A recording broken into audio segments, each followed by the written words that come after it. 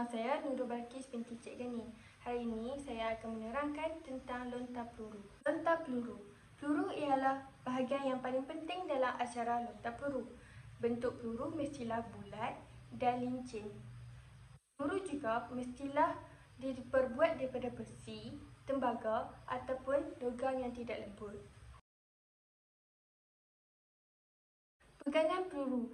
Peluru hendaklah diletakkan di atas tapak jari-jari dan jari-jari haruslah dikembangkan. Ibu jari dan jari kelingking menjadi sokongan sisian. Pergelangan tangan haruslah dibengkokkan lurus. Para peserta tidak dibenarkan meletakkan peluru di tapak tangan.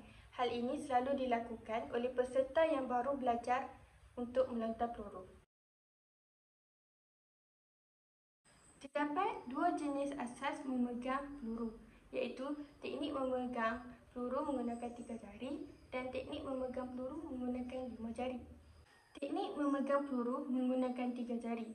Peluru disokong oleh 3 jari tengah yang dikembangkan dan jari kelingking ibu jari dibengkokkan ke sisi peluru. Saya menggunakan bola ini sebagai contoh peluru. Begini cara dia. Teknik memegang menggunakan 5 jari. Kelima-lima jari digunakan. Ibu jari dan jari kelingking digunakan sebagai sokongan yang mengimbangi kedudukan peluru. Teknik ini sesuai digunakan oleh para pelajar sekolah rendah seperti ini. Sektor lontar peluru. Kawasan lontaran peluru disediakan khas bagi membolehkan setiap atlet acara ini melakukan lontaran dengan selesa. Kawasan ini berbentuk bulat dan dipagari oleh garis di sekeliling setebal 5 mm. Saiz bulatan ini ialah 2.135 meter pada diameternya yang diukur dari sebelah luar garisan. Pada bahagian hadapan bulatan, lontaran dipasang penahan untuk menentukan kaki atlet menyentuh atau melepasi papan penahan. Ia mengakibatkan lontaran dibatalkan. Kebenaran suraman ke maksimum ke bawah. Ke arah lontaran bagi kawasan mendarat adalah tidak melebihi 1.100. Kawasan mendarat ataupun lontaran hendaklah ditanda oleh 2 garis lurus yang 2 garis putih 50 mm, iaitu 2 garisan ini jika diteruskan akan bertemu betul-betul di pusat bulatan lontaran dan bersudut 40 darjah.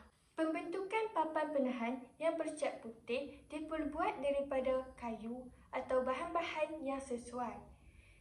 Dibentuk melengkung supaya bahagian tepi dalamnya sesuai dengan bahagian tepi bulatan dan dibuat kukuh. Seterusnya, papan penahan ini diletakkan di tengah-tengah di antara 2 garisan lontaran. Ukuran papan penahan ini adalah di antara 112 mm dan 300 mm lebarnya, 1.21 meter sehingga 1.23 panjang di sebelah dalamnya dan 98 mm sehingga 102 mm tinggi berdasarkan kepada paras bahagian dalam bulatan. Cara masuk dan keluar bulatan lontaran. Pelontar masuk daripada bahagian belakang semasa hendak membuat lontaran. Pelontar juga keluar daripada bahagian belakang selepas membuat lontaran. Jika pelontar keluar daripada bahagian hadapan, lontaran akan dikira sebagai batal. Teknik lontar peluru dan gaya yang selalu diamalkan. Ada 3.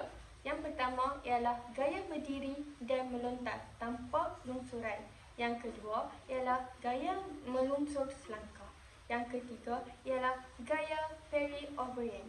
Saya akan menerangkan salah satu daripada 3 teknik lontaran itu, iaitu saya akan menerangkan tentang teknik gaya berdiri dan melontar tanpa lungsuran. Terdapat 4 fasa dalam gaya ini, iaitu fasa persediaan, fasa kilasan badan, fasa lontaran dan fasa pemulihan. Fasa persediaan. Terdapat 4 langkah dalam fasa persediaan, iaitu yang pertama ialah peserta berdiri di bahagian hadapan bulatan dengan bahu kirinya menghadap ke arah lontaran sekiranya kita menggunakan tangan kanan untuk melontar. Yang kedua ialah menempatkan peluru di bahagian bawah telinga dan hampir dengan leher. Yang ketiga ialah lengan tangan diangkat hampir mendatar dan dengan siku keluar. Yang keempat, setelah itu, peserta haruslah merendahkan badan dengan membengkokkan kaki kanannya yang terletak hampir dengan garis pusat bulatan. Fasa kilasan badan.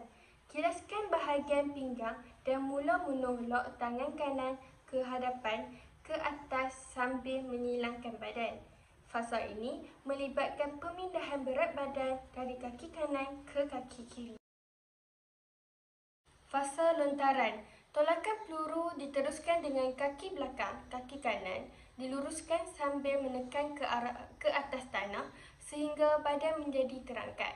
Peluru perlu dilontar keluar dari tangan menuju ke hadapan dan ke atas sambil bawakan kembali tangan kiri dengan cepat ke arah kiri. Tangan diluruskan mengikut arah lontaran peluru, manakala tangan kiri membantu mengimbangkan tangan. Akhir sekali, fasa pemulihan. Kedudukan kaki depan dan belakang sama seperti semasa fasa lontaran. Pindahkan berat badan dari kaki belakang ke kaki hadapan. Dalam gaya berdiri ini, pelontar tidak melakukan lungsuran dan pergerakan badan pula tidak begitu kuat. Oleh itu, fasa pulihan tidak ditegaskan dalam gaya ini.